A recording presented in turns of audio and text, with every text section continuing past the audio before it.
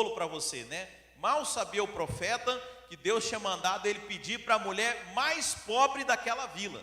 Coisa mais contrassenso, né? Você sabe que a maioria das pessoas, quando a gente fala em contribuir com as coisas de Deus, o primeiro argumento que elas pensam é justamente esse. Mas justo eu vou contribuir? Aliás, elas não falam, né? As pessoas pensam, né? E falam assim, aqui irmãos, hoje está difícil, atenção. Sei que as crianças estão indo, deixa as crianças irem então. Esse assunto é importante. Ok? Mas foram as crianças? É interessante, irmãos, quando a gente fala de contribuição, e esse não é o assunto de hoje, eu prometo. A primeira coisa que as pessoas pensam é o quê? Não, deve ter alguém mais rico do que eu. Eu sou o que menos pode contribuir, eu não preciso contribuir. Mas mal sabe essa pessoa que Deus, quando pede alguma coisa, é porque no fundo Ele está querendo abençoá-lo. E aí, essa pessoa, por pensar assim, ela nunca é abençoada, porque ela nunca contribui e Deus nunca faz aquilo que Ele desejava fazer com essa pessoa. Então, como eu falei, o profeta, Deus mandou ele pedir para que a mulher mais pobre daquela vila fizesse um bolo para ele. Mas o fato é que ela obedeceu e aquilo era um pretexto para que o Senhor pudesse abençoar aquela mulher. Amém? Então, todas as vezes que nós achamos que estamos fazendo alguma coisa para Deus, e eu já falei isso aqui, já falei até em outras mensagens, você sabe, para mim, quando Deus escolhe nós para fazer a sua obra, na verdade não é porque Ele precisa de nós. Deus tem, veja, aquele que criou, irmãos, para pensar, aquele que criou o universo apenas com a sua palavra, você acha que Ele precisa de alguém? O Deus que não é servido por mãos humanas.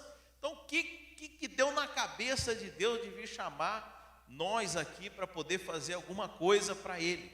Você já parou para pensar nisso? Ou você é do lado dos fariseus que acha, não, porque Deus precisa de mim, né, para essa grande obra que Ele está fazendo nessa cidade. Por que Deus escolheu a gente, irmãos? Vocês não ficam intrigados com isso? Sabe, eu quero dizer que Deus nos dá a sua obra, nos chama para a sua obra, porque na verdade Ele quer a gente. Ele quer Ele quer você. Você sabe, porque como eu sempre brinco, falo, olha, o que a gente mais faz é atrapalhar do que ajudar. Mas Deus faz questão da nossa presença, amém? Essa semana eu estava lavando o carro, a moda brasileira, na porta de casa, com a mangueira e com o pano. E aí, eu, Andressa e as crianças, né? E aí, ela já tinha lavado um lado, eu fui enxaguar, que ela voltou do outro, estava sujo de novo. Falou, o que foi? Eu falei, o Anthony, ele foi lavar de novo aqui. Mas ele lavou com o pano que estava sujo, que eu estava limpando os pneus. Você imagina a maravilha que ficou. Mas você sabe, Deus é assim conosco. Eu acho que a gente faz mais atrapalha a obra do que ajudar. Mas Ele quer a gente, irmãos. Ele quer a gente por perto. Sabe, esse é o santo pretexto de Deus para que nós estejamos perto dEle.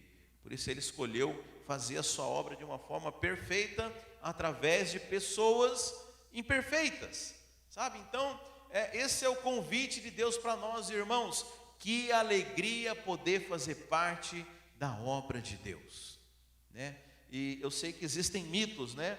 E a maioria das pessoas pensam que servir a Deus é estar aqui em cima, é estar falando, é aquela pessoa que aparece mais na igreja. Não é assim? Tem pessoas que se ensaiam, ficam dias na sua casa ensaiando música, alguma coisa, para ir lá em cima de um púlpito se apresentar para Deus. Ora, Deus não precisa que você esteja aqui no púlpito para você se apresentar. Eu vou confessar algo para os irmãos aqui. Você sabe, quando eu estou ministrando aqui num instrumento, irmãos, eu não consigo ser tão espontâneo com Deus, porque eu estou preocupado com o tempo, estou preocupado com os irmãos que estão acompanhando na música. E você sabe, os melhores momentos em que eu posso ministrar a Deus é quando eu estou sozinho. Não é na frente da igreja, não é no púlpito, sabe? São nos momentos de mais espontaneidade. E você sabe, as pessoas acham que servir a Deus é só estar aqui em cima. Por isso que elas ficam se preparando, ficam ensaiando, falar, o dia que eu conseguir falar, não, deixa eu dizer, isso é um engano que o diabo plantou. na vida da igreja. Você sabia disso? Isso é um engano que o diabo colocou. Porque a Bíblia fala que o corpo de Cristo, a igreja, ela é um corpo. E fala assim, por um acaso no corpo, o apóstolo Paulo, ele pergunta, será que num corpo só tem a boca? Eu acho que quem fala aqui é a boca do corpo, né? Fica só blá, blá, blá, blá. E o apóstolo Paulo pergunta, por acaso um corpo é só a boca? Imagina, um corpo que fosse só a boca. Sabe, não é assim. E ele fala assim, olha, aquelas partes do corpo que parecem ter menos importância, são as que nós mais damos valor, mais cobrimos. Acho que ele estava falando das partes íntimas, né? Porque a gente pensa assim, essa parte não serve para nada. Você que pensa, irmãos, tudo é para a glória de Deus. Eu chutei um espinho, glória a Deus, porque o Espírito Santo, não que eu seja um cara que anda nas nuvens, mas tudo Deus ministra no meu coração, irmão. Eu chutei um espinho e entrou uma pontinha no meu dedinho. E eu fiquei meditando no Senhor para acalmar a minha raiva. Como que um espinhozinho pode interferir num corpo inteiro, né? Quantas vezes nós vemos pessoas que pegam infecção e chegam ao extremo de ter que amputar um dedo, um membro, para que aquela infecção não venha contaminar o corpo inteiro. Então veja, cada parte do nosso corpo, ela tem um valor. Me lembro de uma irmã que falou, pastor, eu sou só a unhazinha. Eu falei, pois é, a unha tem valor, experimenta ficar sem unha para você ver como o corpo inteiro não sofre. Sabe? Então, irmãos, nós temos que tirar esse engano do diabo, que apenas quem está servindo é quem está à frente, é quem está numa posição de liderança. Não, o corpo inteiro ele funciona. Agora, por que eu estou falando isso? Irmãos, existem N formas de você servir a Deus. Eu não sei pregar, pastor, eu não sei tocar um instrumento, eu não sei ministrar. Você sabe, você pode servir ao Senhor com a sua casa. Você pode servir ao Senhor recebendo a igreja na sua casa. Você sabe, eu conheci pessoas que foram tão impactadas pelo amor do anfitrião, foram tão bem recebidas, que eu já vi pessoas que ficaram na igreja porque o anfitrião era uma pessoa que fazia aquilo com tanta alegria, com tanto amor, que elas foram constrangidas pelo amor daquele anfitrião. Você sabe, as pessoas quando fazem as coisas com excelência, elas chamam a atenção. Sabe, às vezes eu vejo um funcionário de alguma loja varrendo o chão, mas fazendo aquilo. Tem pessoas que fazem as coisas com tanta excelência que aquilo nos constrange. Sabe, isso é outra coisa. Você talvez não saiba pregar, não sabe tocar, mas às vezes você sabe passar um pano. Será que todo mundo aqui dá conta de passar um pano? Então existem N formas de servir a Deus. É porque a gente acha, que a forma de servir a Deus é apenas pregando o Evangelho. Não, eu quero dizer que nós somos um corpo, nós somos um conjunto aqui. E se tudo está funcionando hoje aqui, se você chegou aqui, você sentou numa cadeira limpinha, tem um ar-condicionado funcionando, o som funcionando, se a pessoa que está assistindo lá de casa está vendo essa imagem, é porque toda uma equipe funcionou para que isso pudesse acontecer. Essa é a obra de Deus. Sabe, pelo amor de Deus, não vai chegar lá no céu e falar para Deus, eu não servi porque eu não tive oportunidade. Por favor, não fala isso. Se você acha que o problema é esse, você me procure, que a gente vai dar um jeito nisso aí, rapidinho. Amém, queridos? Glória a Deus. Não era isso que a palavra de hoje, mas eu creio que edifica. Edifica ou não edifica, irmãos? Amém. Abre aí então em Hebreus 10, 25. Bem, esses dias nós temos falado muito a respeito da comunhão, a respeito da unidade da igreja, e não por acaso, né, esse texto aqui de Hebreus 10, 25, fala de algo para os nossos dias. Você sabe, há uma forte voz dentro de mim, dizendo que nós estamos vivendo os últimos dias dessa dispensação, né? Dessa era, né? Nós estamos muito próximos do cumprimento das coisas que estão em Apocalipse, nós estamos muito próximos da vinda de Jesus Cristo. E Hebreus 10, interessante que tem uma admoestação, gostaram dessa palavra?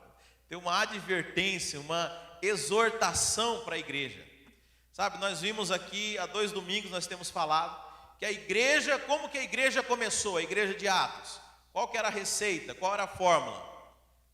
Doutrina dos apóstolos e comunhão. A igreja, ela começou na comunhão, a doutrina balizando, mas a igreja começou nos primeiros dias com a comunhão. Agora, olha o que o autor de Hebreus aqui, a gente não sabe quem é o autor de Hebreus, pelo estilo literário, eu acredito fortemente que é o apóstolo Paulo, mas não podemos afirmar.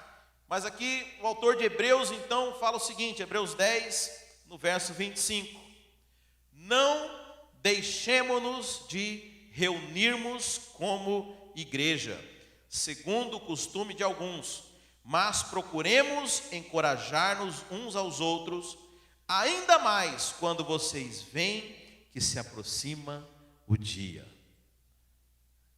Ainda mais quando vocês veem que se aproxima o dia. Então eu queria falar, vou continuar falando sobre esse aspecto da igreja do Senhor. Amém? Amém? Você sabe, como eu falei, desde o início da fundação do mundo, Deus em si já era uma comunidade, uma vida compartilhada. Nós somos criados para ter uma vida compartilhada. Deixa eu dizer, a igreja do Senhor é o cumprimento.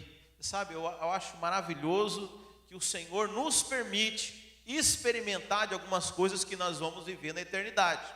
Você sabe que o Espírito Santo é isso, é um adiantamento. A Bíblia fala que ele é um penhor, é mais ou menos assim. Olha, eu vou garantir que eu venho buscar vocês aqui, eu vou dar um adiantamento, um pagamento adiantado. Você só ia receber lá no céu a presença do Espírito Santo, mas eu vou te adiantar isso aqui, para provar que o que eu estou falando é verdade. E eu quero dizer que a igreja na maneira como ela foi estabelecida pelo Senhor, ela é um desses adiantamentos daquilo que nós vamos viver e fazer lá no céu. Sabe, por isso é importante você avaliar muito bem se esse é o ambiente que você quer, até para você decidir para onde você vai depois. Deus está te dando a chance de você saber, né? Mas vai saber se eu vou gostar do céu, né? Prova aqui na igreja. Se você achar que o negócio está meio ruim, tem uma outra opção. Não recomendo, mas existe também essa opção. Mas a igreja, brincadeiras à parte, irmãos, a igreja, ela é um adiantamento. O propósito de Deus para a igreja é que a gente viva na unidade. E nós vemos lá em Atos 2 que a igreja, ela começa assim, a Bíblia fala que diariamente, vamos abrir lá, eu gosto desse texto, Atos 2, se não me engano é o verso 45, Atos 2, depois dos 4 evangelhos, tem gente que fala que Atos é o 5º evangelho, porque os 4 evangelhos falam de Jesus presencialmente, agora está na moda isso, né? Presencial e telepresencial. Os 4 evangelhos falam do Jesus presencial. O livro de Atos fala do Jesus que é o seu corpo. Você sabe, o apóstolo Paulo, quando começou a perseguir os cristãos, e Jesus aparece para ele e fala o quê? Saulo, Saulo, por que me persegues? Porque a igreja é Cristo. Então, eu posso dizer que Atos é o 5º evangelho, porque o Atos fala da igreja, fala de Cristo também. Atos 2, é um pouquinho antes do 45, 42. Eles se dedicavam ao ensino dos apóstolos e à comunhão, e ao partir do pão e das orações. Todos estavam cheios de temor, e muitas maravilhas e sinais foram feitos pelos apóstolos. Esse NVI, deixa eu ver, eu acho que é na Almeida. Sim, na versão Almeida, revista e corrigida, diz assim, é uma versão que está mais fiel ao texto original. E Atos 2,42. E perseveravam na doutrina dos apóstolos e na comunhão. Você sabe, eu talvez não dei a ênfase, a Simone me lembrou. Você está aí, né, Simone? Eu não estou enxergando direito. eu não dei tanta ênfase. A Simone falou que eu falei, mas é algo que eu sinto do Espírito de reforçar isso. Que, você sabe, nós falamos que a chave dessa igreja de Atos, e você vê aqui, que foi uma igreja que ganhou a cidade inteira, todo dia se convertia gente, as pessoas olhavam de uma forma simpática para ela, porque a Bíblia fala que, quer ver? Que fala que as pessoas eram perseverando todos os dias no templo e partindo pão de casa em casa, comiam juntos com alegria e singeleza do coração. Mas a Bíblia fala que era uma igreja que as pessoas olhavam para essa igreja e gostariam de estar nela. E aqui fala que haviam dois elementos: a doutrina dos apóstolos e a comunhão. Mas talvez um elemento mais chave aqui, eu possa deixar batido, ter passado batido por ele, era que a Bíblia fala que eles perseveravam. Amém? Só para garantir que você entendeu, fala assim: perseveravam. Sabe, não adianta a gente ter a doutrina dos apóstolos, não adianta a gente ter a comunhão, se não perseverar. Você sabe, tem pessoas que elas vão esporadicamente à igreja, e aí elas recebem o ensino apostólico. Tem pessoas que elas vão esporadicamente à comunhão, e elas têm parte, mas aqui fala que eles perseveravam. Havia uma vontade deliberada deles estarem juntos, sabe? Não era assim, ocasionalmente, não, vai ter um churrasquinho lá na casa do fulano, nós vamos dar um pulo. Não, eles entenderam que era necessário perseverar.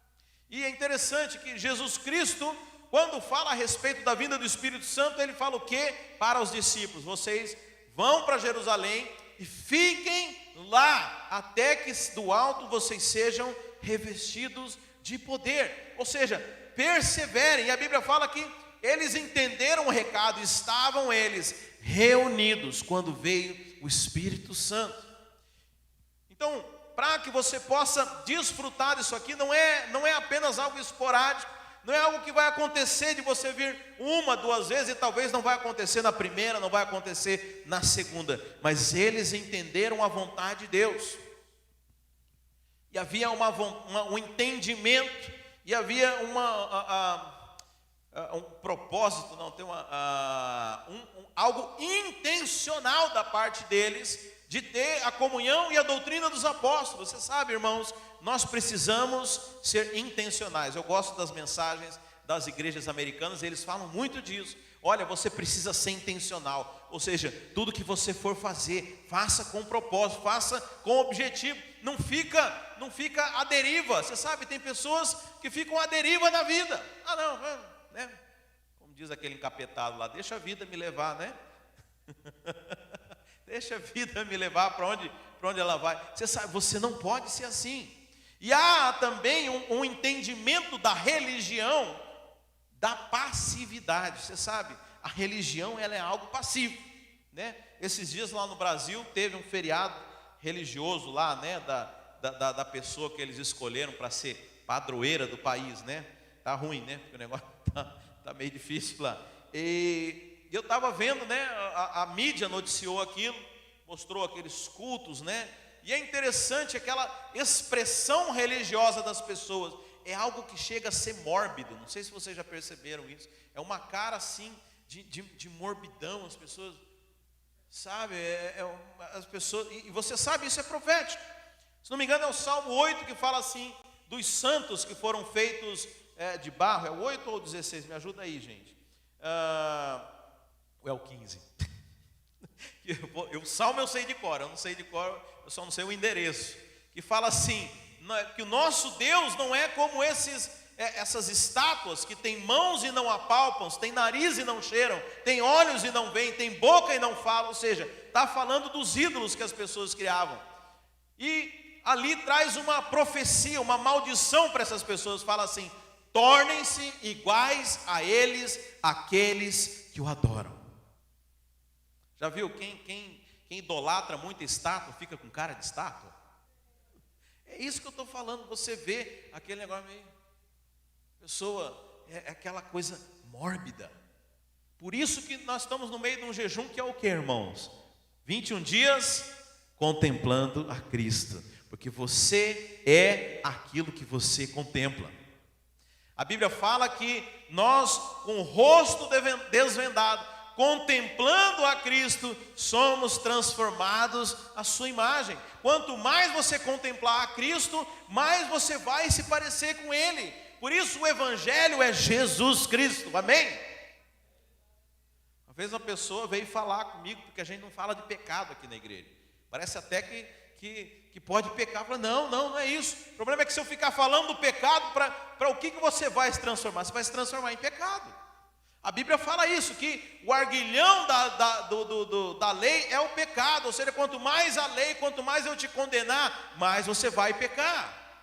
A única maneira de você largar o pecado é você entender a graça e você olhar para Cristo. Sabe, eu quero dizer que todas essas mensagens com cara de evangelho, mas que fazem a pessoa olhar para si mesma, não são evangelho, porque evangelho é falar de Cristo, é você olhar para Cristo. Jesus Cristo falou, assim como a serpente que foi erigida no deserto, importa que o Filho do Homem seja levantado no madeiro, ou seja, você sabe a história, lá no deserto as pessoas foram picadas por serpentes, porque elas haviam desobedecido a Deus. Você sabe, isso é tudo profético, né? Nós recebemos o veneno da serpente, que é Satanás, por causa da desobediência. Nós somos os filhos da desobediência. E aí eles oraram a Deus, Arão orou a Deus para quê? Para que Deus tirasse as cobras. Foi isso que Deus fez? Deus falou assim, eu não vou tirar o pecado. Como isso é difícil, meus irmãos. Você sabe, Paulo falou assim, Deus, tira esse espinho da minha carne. Eu sei que tem gente que pensa muitas coisas a respeito do espinho na carne de Paulo, mas existe uma regra de interpretação bíblica, talvez você já tenha ouvido falar, a lei da primeira menção. E a primeira vez que a palavra espinho na Bíblia aparece foi quando surgiu o pecado. Então, é porque a maioria das pessoas acha que os homens de Deus não têm defeito, né? Mas eu acredito seriamente que o espinho na carne de Paulo era um pecado que ele tinha que lidar. E aí Paulo fala para Deus, Deus, eu quero ser santo. Talvez essa seja a sua oração. Deus, eu quero te servir, eu não quero pecar mais, eu não quero mais brigar em casa, eu não quero mais falar palavrão, eu não quero mais olhar pornografia, eu não quero mais ceder aos vícios. Tira isso de mim, Deus. E Deus responde, a minha graça te basta. Porque eu não me relaciono com você baseado no seu comportamento. Eu me relaciono com você por causa de Jesus Cristo. A minha graça é suficiente. A minha graça é suficiente. Sabe, você não tem que estar preocupado com isso. Sabe, mas eu não estou dizendo, irmãos, que você deve pecar. E sabe, esse é um tremendo engano das pessoas. Mas eu estou dizendo que a maneira de você ser livre do pecado não é buscando a condenação, é olhando para Cristo, é entendendo a graça de Deus. Por isso que a Bíblia fala que nós não estamos mais debaixo da lei, nós não somos mais escravos do pecado, porque nós estamos na graça. A Bíblia fala, porque o pecado não terá poder sobre vós, porque não estás debaixo da lei, e sim da graça. Então o que é a lei? É a condenação. Você sabe, quanto mais condenação, mais pecado. Irmãos, parece paradoxal, mas eu te falo isso. Sabe, eu estava um dia desses assistindo um vídeo, e agora é uma praga isso, né? Você vai no Facebook, você assiste um vídeo, o bicho vai te mostrando outro, e outro, e outro, e outro. Você tenta largar do celular, ele não sai da sua frente. E aí, eu acho de extremo mau gosto, mas tinha uma pegadinha, né? E passou assim. Eu acho que era do Brasil, porque estava em português escrito. Montaram uma barraquinha, tipo de aquelas barracas de fantoche, no meio de uma praça pública, e só uma bolinha assim, e algo escrito bem grande assim, não olhem. Vocês estão rindo, vocês já entenderam o que aconteceu. O Bobocó botava a carona lá e pá, uma torta na cara. É piada, mas como eu falei, Deus fala comigo em tudo, né? Por incrível que pareça, até no espinho que eu chuto, mas até no vídeo idiota que eu vejo na internet. E eu estava pensando como que é a lei. A lei é exatamente isso. Ninguém ia olhar naquele negócio, porque tinha uma placa dizendo, não olha, agora eu quero olhar. Sabe, essa é a lei. Por isso que o diabo, quando ele vai tentar, ele usa a lei. Você sabe, o diabo quando foi tentar Jesus Cristo, ele usou a lei. Ele usou a palavra de Deus. E o diabo o tempo inteiro, ele usa a própria lei de Deus para nos acusar. Você só vai ser livre quando você entender a graça de Deus e se libertar da lei. Então eu não cometo o pecado, não é porque não pode, é porque eu não quero. É diferente, é uma mudança de natureza, irmãos. O problema da religião qual que é? Pouco importa se você quer ou não quer, mas você tem que parar com o que você está fazendo. Não é assim? O cara se converte, e aí, não, agora você tem que se vestir desse jeito, agora você tem que andar desse jeito, agora você tem que falar isso, agora você tem que comer desse jeito. Aí o cara, ele, na verdade, começa a virar um fantoche, ele não é ele mesmo. E aí você cria um problema, porque dentro da reunião, perto dos crentes, ele é uma pessoa, fora ele é outra. Já viu gente assim? Não precisa levantar a mão não. E é por isso que esse tipo de gente não funciona no nosso meio, aleluia. Porque nós somos uma igreja relacional, a gente se encontra. Não tem como você fingir por muito tempo. Sabe, uma igreja onde as pessoas se encontram uma vez por semana, por 1 hora, só dá aquele tchauzinho protocolar, né? Peraí, o tchau de misa é assim, não mexe nem o braço, né? Sabe, essa igreja ninguém vai ter problema mesmo, irmãos. Essa igreja é muito santa, porque ninguém se conhece. Agora, vai numa igreja relacional, o cara não dá conta de fingir. O cara não dá conta. A gente estava numa reunião um dia desse, aí a pessoa começa descontraindo, daqui a pouco deu uma gargalhada, eu falei, soltou a franga. Mas é no momento que a pessoa baixa a guarda, né? Estou brincando estava conversando com um amigo meu ontem, ele não é crente, e aí eu estava contando, ele vem muito aqui para Orlando, né? Que a gente tinha alugado uma casa, que a gente ia ficar 9 famílias lá em Orlando. Ele falou, vixe, mas será que isso dá certo? Eu falei, claro que dá, ué, claro que dá. Mas eu não toparia não, a casa é muito boa, mas vai dar problema. Eu falei, se der problema é bênção, porque é oportunidade da gente tratar, oportunidade da gente lidar, sabe? E a igreja é isso, é ferro afiando ferro, é uma pedra lixando na outra, é esse o relacionamento. Por isso a importância, você não vai conseguir ser transformado sendo um ermitão, vivendo lá na sua individualidade, sendo um monge tibetano. Não tem jeito, irmãos. Mas o Espírito Santo pode me transformar. Pois é, mas o Espírito Santo que inspirou o apóstolo Paulo escreveu aqui que você tem que estar junto. Então ele até pode, mas ele não quer. Claro, Deus pode tudo, irmãos, pode ou não pode? Deus não podia falar assim, transforma o Elias, pá! Aí de um dia para o outro eu virei o cara mais santo. Ele não quer, entendeu? Porque de alguma forma ele acha que algum defeito meu vai estar lixando algum de vocês aqui. Eu sei que lixa.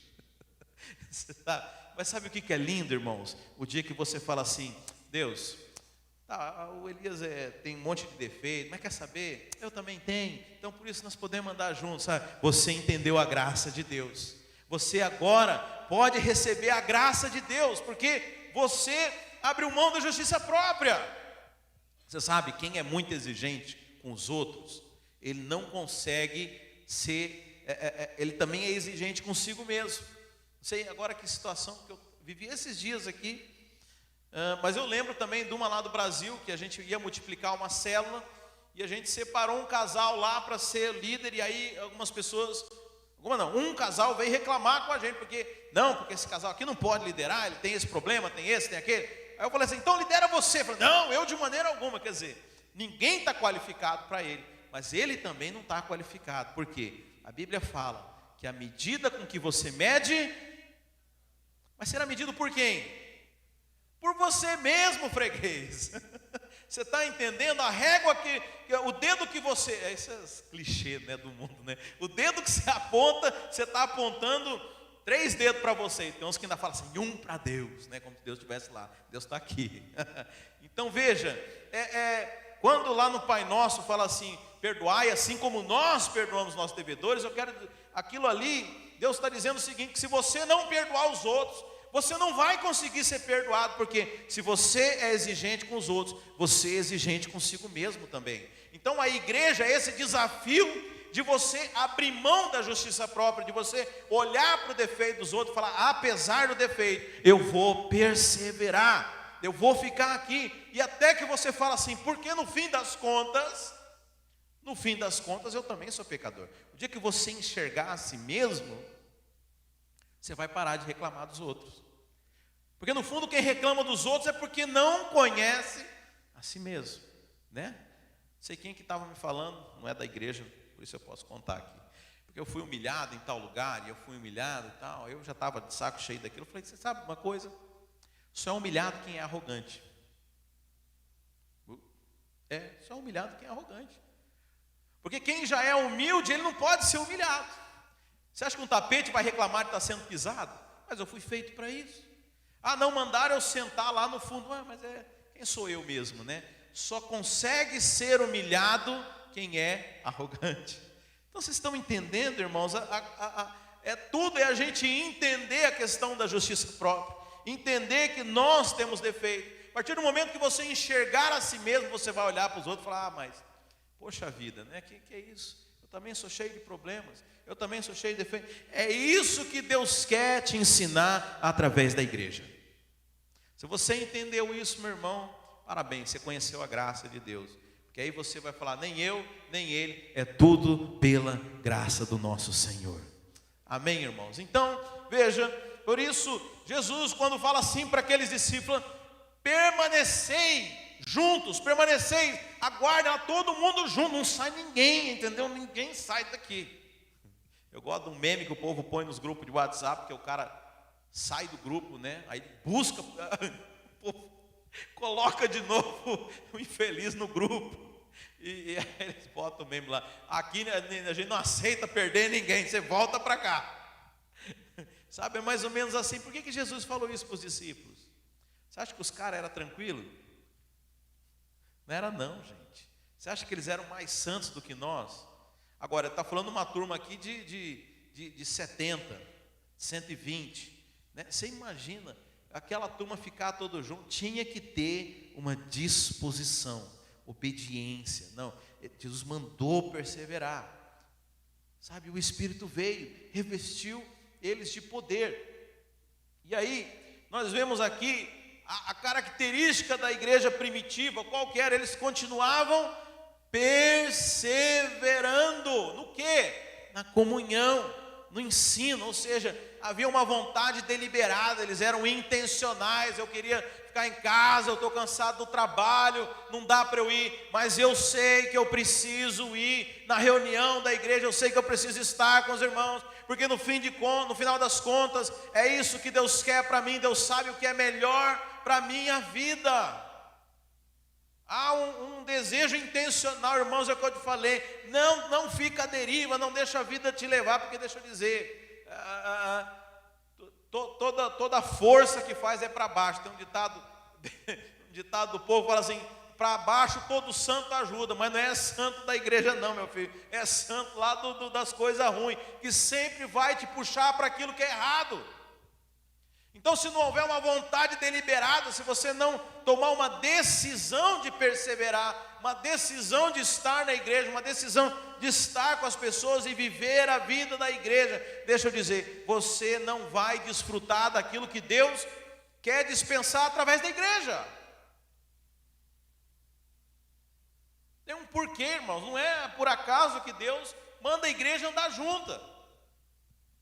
Sabe, então, a chave deles, a chave dessa igreja era a perseverança. Mas agora, eu vou chegar no texto, mas também estou acabando, eu prometo.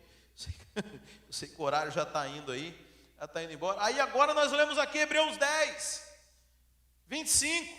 Qual que é a recomendação aqui que o autor de Hebreus fala? Não deixemos de nos reunir como igreja, segundo o costume de alguns. Ou seja, tinha crente naquela época querendo assistir culto da igreja primitiva só pela internet. É bênção demais a internet, irmãos. Sabe, eu nesses dias da pandemia nossa mensagem. Eu tenho pessoas assistindo lá no Brasil, tem pessoas. Agora, uma coisa que eu sempre deixei claro: se você está assistindo, não ache que isso é tudo, isso é só o ensino. Você precisa ter a parte da comunhão, você precisa encontrar com o corpo de Cristo. Não adianta você ficar só estudando, sabe? Você vai virar um chato, um teólogo, né? Como eu digo, um telólogo. Por que é telólogo? Porque é chato. O cara, ele sabe tudo que você vai falar, ele tem um argumento, ele tem um escudo, uma defesa. Mas isso aqui eu já ouvi. E a palavra não entra mais no coração dele, porque ele se armou de tal forma, ele foi vacinado de tal forma com a palavra, que nada mais convence o cara da chatice dele. Por isso que a Bíblia fala que Deus está perto dos humildes, amém? Deus resiste ao soberbo, mas está perto dos humildes. Deixa eu dizer, se você não tiver humildade para aprender, se você não tiver humildade para mudar a sua mente, para trocar os seus valores, Deus não pode fazer nada com você. Porque a Bíblia fala assim: transformai as vossas mentes, para que você possa experimentar a boa, perfeita e agradável de Deus. Deixa eu dizer, se você continuar com o mesmo padrão de pensamento, achando as mesmas coisas, pensando que você já sabe tudo, deixa eu dizer, não tem como. Não tem como Deus trabalhar com você. É filho, mas é filho rebelde dentro da casa. Está lá, mas não vai experimentar. Nós temos que ter essa disposição de aprender, de crescer. Então veja, internet é maravilhoso, irmãos, a mensagem tem ido, mas veja, não pode parar aí. Você tem que estar conectado na comunidade, você tem que fazer parte da igreja. Eu sou parte da igreja invisível de Deus. Conta outra, conta outra. Igreja invisível não dá problema, não tem relacionamento, sabe? Se fosse tudo invisível, Jesus não precisava deixar a igreja, ele mesmo. Mas você não está vendo? Não, então eu tenho comunhão com a igreja. Não, existe a igreja física, sabe? Nós precisamos estar conectados. Então aqui, Hebreus 10, 25 fala: olha, está chegando o fim dos tempos. Você sabe, a Bíblia fala que nos últimos tempos o amor de muitos esfriaria, muitas coisas, muitos desafios vão surgir. E agora, Deus, o que eu faço? Permaneça junto. Não deixemos de nos reunir como igreja, segundo costumes de alguns que só querem assistir pelo YouTube, mas procuremos encorajar-nos uns aos outros, ainda mais quando vocês veem que se aproxima o dia. Ou seja, há uma outra importância também de você estar na igreja, porque aqui é o lugar onde nós sustentamos uns aos outros. Se você for olhar no Velho Testamento, a representação da igreja, que era o tabernáculo de Deus, ele era feito de tábuas de madeira revestidas de ouro. E aquelas tábuas de madeira, os estudiosos da Bíblia dizem que elas apontam, você sabe, madeira na Bíblia aponta para a natureza humana. E aquelas tábuas, elas eram encaixadas umas nas outras, o que aponta como a maneira do Senhor edificar a sua igreja, que é através das pessoas encaixadas e conectadas umas às outras. Aquilo já falava da igreja, porque é impossível você arrancar uma tábua dali, porque elas estavam todas conectadas uma das outras. Você sabe, quando uma pessoa sai da igreja, irmãos, ela não sai de repente. E eu posso dizer que, apesar do pouco tempo que eu tenho como pastor, eu já consigo identificar os sinais de alguém que está propenso a sair da igreja. É claro que, como pastor, a minha atitude é ir atrás da pessoa, é conversar com ela, é alertá-la. Mas na maioria das vezes a pessoa, ela não quer escutar ou já tomou a sua decisão. Mas a pessoa dá sinais, sabe? E um dos primeiros sinais é a ausência da comunhão. Você sabe, é mais ou menos, não sei se você fica assistindo Discovery ou National Geographic, quando você vê uma manada e um leão vai atacar, sempre tem um que fica para trás.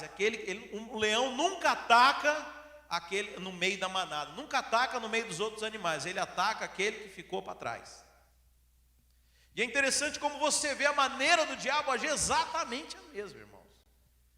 Então ninguém sai de repente da igreja, mas é o primeiro sinal, ela começa a se afastar da comunhão. Porque o diabo sabe que dessa forma ele pode começar a trabalhar de uma forma maligna, de uma forma de enredar a pessoa para tirar e afastar. Primeiro afasta do grupo, depois ataca. E o diabo é tão sujo, porque quando essas pessoas são atacadas, muitas vezes elas querem retornar, mas aí ele acusa. Agora você vai voltar? Ou vem pelo orgulho? Ah, mas e aí? Você vai voltar lá, vai dizer o quê? Você saiu? Você vai pedir perdão? Você vai voltar? Então veja, é algo extremamente maligno, irmãos. Por isso, Hebreus 10 fala assim, olha, à medida que se aproxima o dia, a Bíblia fala que os dias são maus. A Bíblia fala que nos últimos dias o amor se esfriaria. Você sabe, irmãos, nós estamos nos preparando para viver coisas difíceis, tempos difíceis. Então fala o seguinte, à medida, não vos deixem de se reunir como igreja, mas procuremos encorajar uns aos outros. Sabe, essa é outra característica da igreja. É aqui que você é encorajado. Você sabe, até no erro dos outros eu me encorajo. Um dia desse um grande pastor caiu em pecado. E muitas pessoas ficaram chateadas e eu falei, claro, ninguém se regozija numa situação dessa. Mas eu falei, uau, Deus, isso mostra que Ele é tão humano quanto eu. E da mesma forma como o Senhor usava Ele poderosamente, porque talvez eu poderia pensar, mas usa esse homem porque ele é muito santo. Usa esse homem porque ele deve viver já numa outra dimensão. Já passou para o lado de lá, está só o corpo dele, o cara já é anjo. Não, ele é homem como eu. Ele tem tentações como eu, ele tem pecados como eu, e Deus usa ele. Quer dizer, Deus pode me usar também, sabe? Eu olhei de uma forma diferente para aquilo, sabe? Até o tropeço dos nossos irmãos é algo terapêutico, é importante para a gente saber, para nós lembrarmos que Deus continua nos amando, Deus continua nos usando, sabe? Essa é a igreja, esse é o poder da comunhão, esse ambiente, esse environment que Deus criou para nos guardar e nos proteger, sabe? Por isso, não deixemos de nos reunir. Então, você vê, Jesus Cristo, quando foi derramado, falou do Espírito Santo, falou para aqueles discípulos, permaneçam, fiquem juntos, não saia ninguém, não saia para nada, andem juntos. Aí depois a igreja primitiva, que ia ganhando, as pessoas já tinham entendido a lição, fala que eles perseveravam juntos, na comunhão, na doutrina. E agora em Hebreus nós vemos, olha, à medida que vai chegando os últimos dias, permaneçam, fiquem juntos, sabe, não se afastem, porque Deus, o projeto de Deus é através da sua igreja. Amém, meus queridos? Glória a Deus. Eu prometi que eu não ia exceder o tempo, nós estamos rigorosamente no horário. Eu peço que você se levante, nós vamos orar. E eu sei que muitas vezes, irmãos, a gente, quando chega às vezes até o culto dominical, a gente vê como uma obrigação. Obrigação é muito ruim, né? Um dever. Não, preciso ir no culto. Mas você sabe, a comunhão ela é tão importante quanto esse culto, que é um culto de ensino. A igreja de Atos, ela tinha o ensino. A Bíblia fala que ela perseverava na doutrina dos apóstolos, mas que ela também perseverava na comunhão. Sabe, eu sei que como a gente aprendeu que a comunhão é algo opcional, a gente não dá importância. Mas eu espero que você nessa mensagem tenha entendido o quão importante é nós andarmos em comunhão, andarmos em unidade. E o meu desafio, o que eu peço para que você coloque diante do Senhor agora, é que você tenha uma decisão, uma vontade deliberada, que você seja intencional em andar junto com a igreja do Senhor. Amém? Feche os seus olhos, olhe ao Senhor. Oh Deus, confirma, Pai, as nossas decisões, Senhor. Pai, nós sabemos que muitas vezes pode não ser agradável, muitas vezes a gente acha que a nossa individualidade é a mais cômoda, mas nós entendemos a sua vontade, Senhor. Nós queremos ser obedientes, Pai. Nós queremos fazer o que o Senhor manda, porque nós confiamos que o Senhor sabe aquilo que é melhor para nós. Por isso, ó Pai, que nós venhamos andar juntos, ó Pai, que nós sejamos reconhecidos lá fora, onde as pessoas já perderam a referência do que é isso, como a igreja do Senhor.